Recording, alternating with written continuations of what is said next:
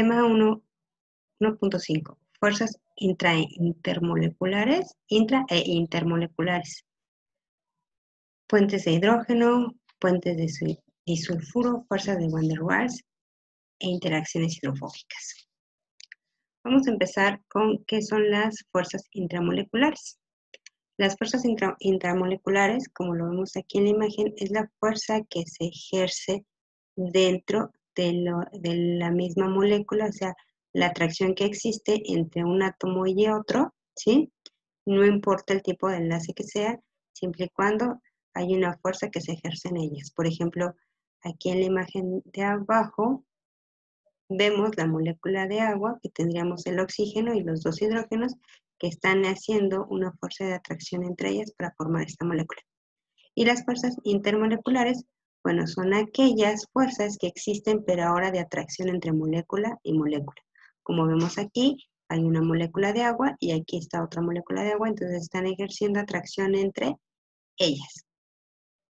Estas fuerzas que se ejercen en estas moléculas, entre molécula y molécula, son las que nos brindan las características específicas o propiedades físicas de las sustancias, como por ejemplo el estado de agregación, el punto de fusión, el de ebullición, la solubilidad, la tensión superficial o la densidad. Recuerden que solamente estamos hablando de que se están uniendo las moléculas. Los enlaces, ya sean iónicos, metales o covalentes, por el momento no los vamos a ver. Y en la figura nos resumen cuáles son todas las fuerzas que existen entre las fuerzas intermoleculares, que pueden ser fuerzas ion-ion, fuerzas ion-dipolo, fuerzas ion-dipolo inducido, fuerzas hidrofóbicas, fuerzas de Van der Waals, puentes de hidrógeno, ¿sí? Entonces, todas estas son las que pueden existir en los tipos de enlaces intermoleculares. ¿Qué es una fuerza electrostática?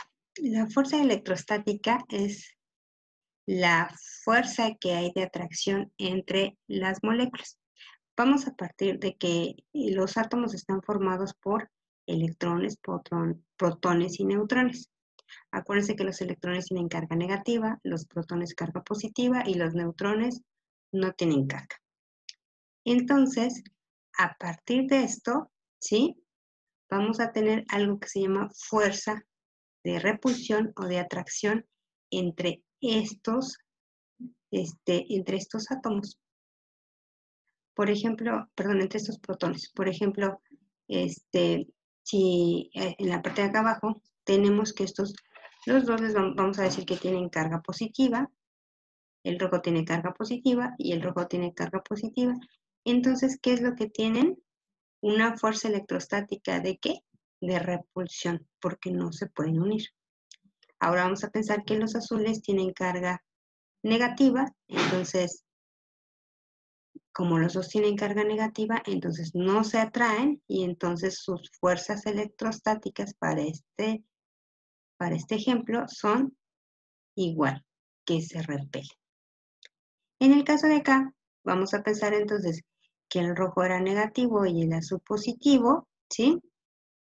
Y entonces, como son de signos contrarios, ¿qué quiere decir? Que se atraen. Por lo tanto, su fuerza electrostática es de atracción. Entonces, nada más estamos hablando de esa fuerza que se ejerce para unir a los electrones o protones. Y en el caso de que haya neutrones, por ejemplo, que esté un electrón con un neutrón, pues entonces, ¿qué va a haber?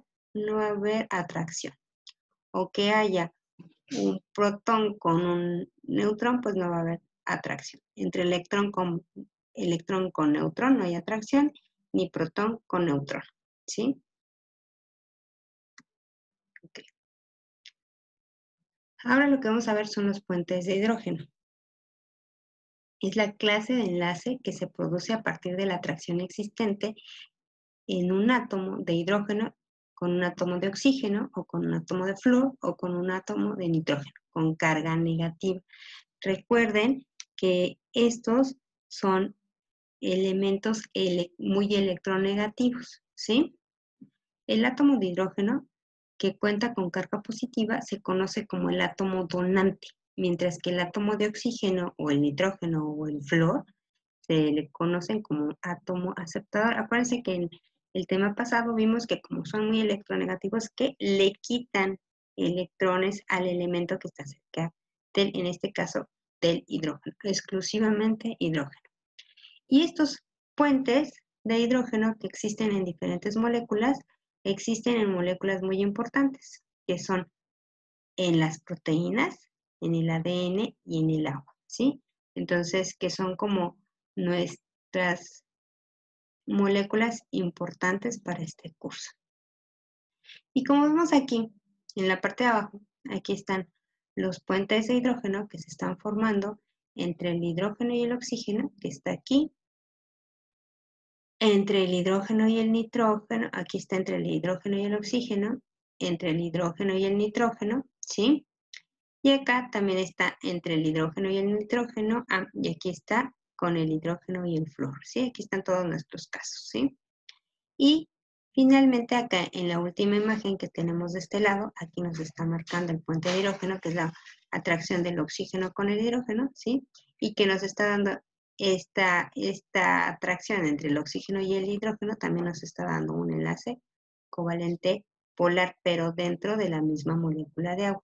Al unirse una molécula de agua con otra molécula de agua, se unen por medio de un puente de hidrógeno.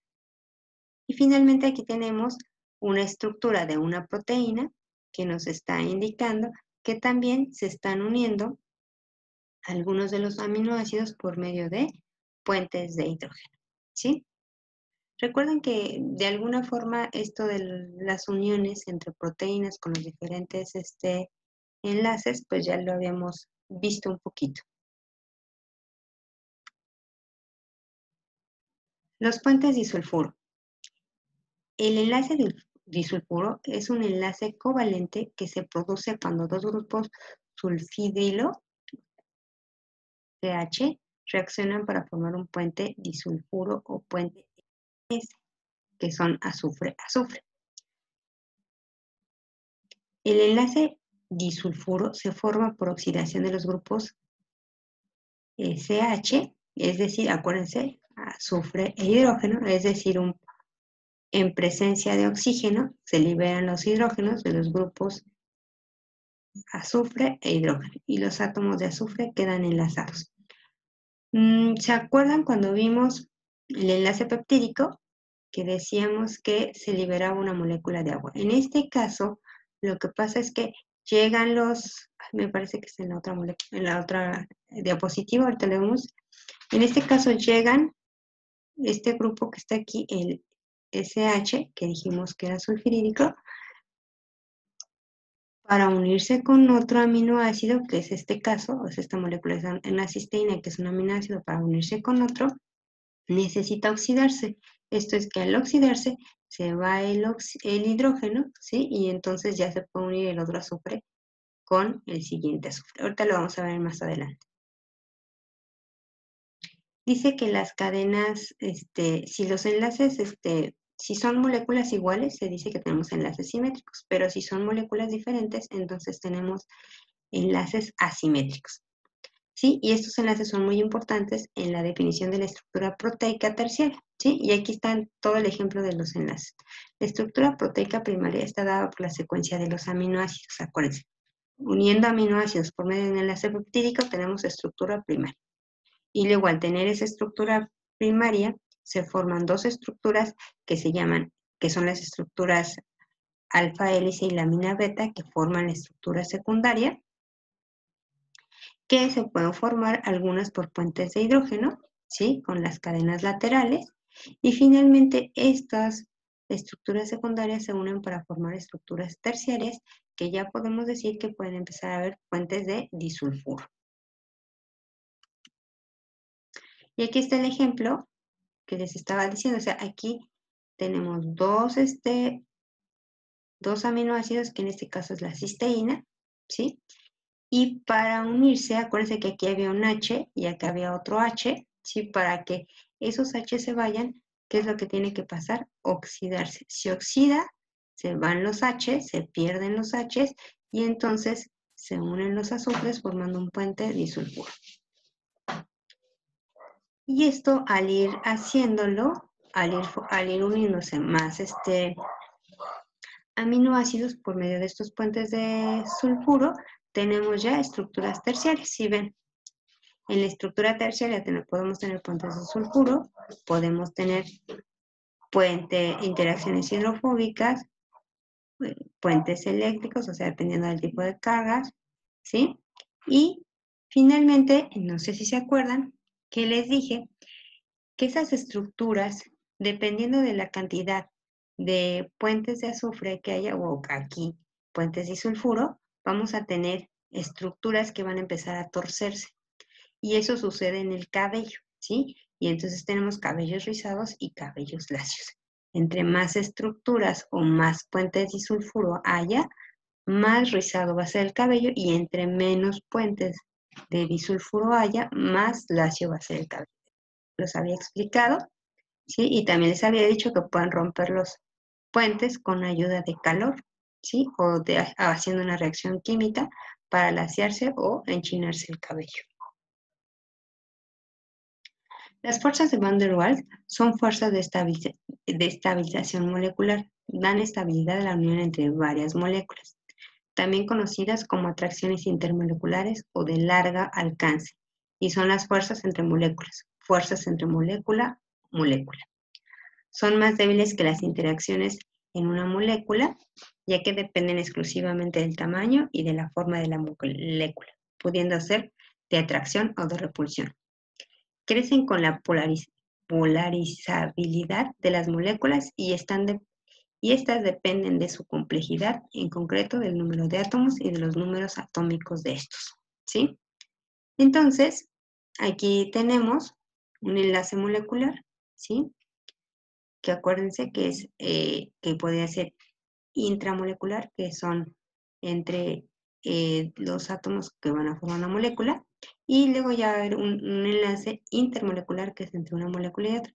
Y dependiendo de la carga que haya o de la fuerza que haya, puede ser una fuerza de Van der Waals, que como lo dice arriba, solamente nos ayuda a dar estabilidad, pero que son muy débiles, ¿sí? Entonces, dependiendo prácticamente del tipo de cargas que tengan las moléculas, van a ser el tipo de enlace. Y ese tipo de carga o ese tipo de enlace que tienen las moléculas va a determinar las propiedades de las moléculas, como ya habíamos dicho hace rato: densidad, ¿sí? Conductividad. Entonces, cualquiera de esas características. Interacciones hidrofóbicas. Por definición, una sustancia que es hidrofóbica, se dice que es hidrofóbica si no se disuelve en el agua.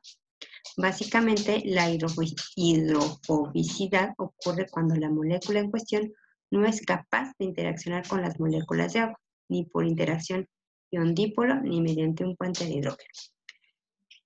¿Y qué es lo que pasa? Como está aquí en el vasito que tiene agua y aceite. Como estas moléculas no se pueden disolver en el agua o ni de alguna forma las rechazan, entonces se empiezan a juntar. O sea, aunque ustedes las mezclen, se empiezan a juntar. Esto es que se empiezan a separar del agua y se quedan ellas, como está en esta imagen de acá, están las dos moléculas que son hidrofóbicas, están en contacto con el agua y las dos se empiezan a unir. Se unen aquí y hay tres estructuras que ya están unidas, y entonces la parte del agua pues queda separada totalmente de ellas. Ellas siempre se van a tratar de unir para estabilizarse y no tener contacto o relación con el agua. ¿Sí? Eso es lo que pasa aquí. Las interacciones hidrofóbicas se dan entre las cadenas laterales de los aminoácidos. Eso también ocurre en las proteínas, por eso estamos hablando de los aminoácidos. Estos aminoácidos suelen disponerse en el interior de la proteína, evitando de esta manera las interacciones con el agua, que era lo que estábamos diciendo hace rato, ¿sí? Entonces, tenemos aminoácidos hidrofóbicos que entonces se van a juntar, pero su parte que es hidrofóbica va a quedar adentro de la proteína y su parte que no es hidrofóbica va a quedar por afuera de la proteína. Ok. Este tipo de fuerzas hidrofóbicas intervienen en el correcto plegamiento de la proteína, o sea que ayudan a que se formen las estructuras de las proteínas. Ya que tenemos aminoácidos hidrofóbicos, y aquí están algunos ejemplos de los aminoácidos hidrofóbicos, como la alanina, la valina, la isoleucina, la leucina, la metionina, la fenilalanina, el triptofano, ¿sí? La tirosina. Entonces, todos estos son aminoácidos que son hidrofóbicos, y entonces al unirse un aminoácido con otro aminoácido, acuérdense que pueden unirse por puentes disulfuro, y entonces la parte hidrofóbica va a quedar adentro de la estructura de la proteína y la parte que no es hidrofóbica por afuera. Y finalmente vemos aquí, esta es una estructura de una proteína, ¿sí? Que se está empezando a formar. Podríamos pensar que es una estructura primaria que está empezando a transformarse a secundaria, ¿sí? Y entonces, pues dependiendo de la parte de las moléculas que estén en contacto, pues podemos tener enlaces iónicos. Aquí dice esqueleto polipeptídico, que esto es que son todos los aminoácidos que se están uniendo para formar la proteína, ¿sí?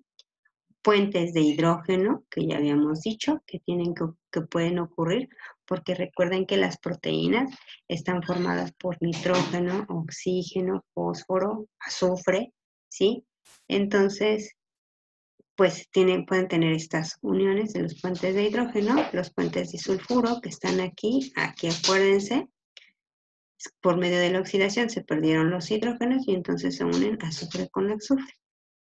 Y las interacciones hidrofóbicas, que quiere decir entonces que estos que están quedando por la parte de adentro, estos aminoácidos que están quedando por la parte de adentro, no van a tener contacto con el agua, ¿sí? En general, esto es más o menos el tipo de enlaces que se pueden dar o fuerzas que se pueden dar de manera intermolecular, ¿sí? Para unir a las diferentes moléculas y formar estructuras un poco más grandes, que en este caso son las proteínas. Lo que sigue es el cuestionario 3, ¿sí? Que es de que contesten estas 20 preguntas que están aquí, ¿sí? Y después que hagan la actividad, que son ver 3 videos. El primero está un poquito más largo y los otros 2 están muy cortitos. Tienen que contestar las preguntas, ¿sí? Resolverlas de acuerdo a lo que ven en los videos, ¿sí? Y posteriormente, una vez que resuelvan el cuestionario y la actividad, guardarlo en formato PDF y subirlo en la plataforma de Brightspace para que se los califique como la evaluación del día de hoy.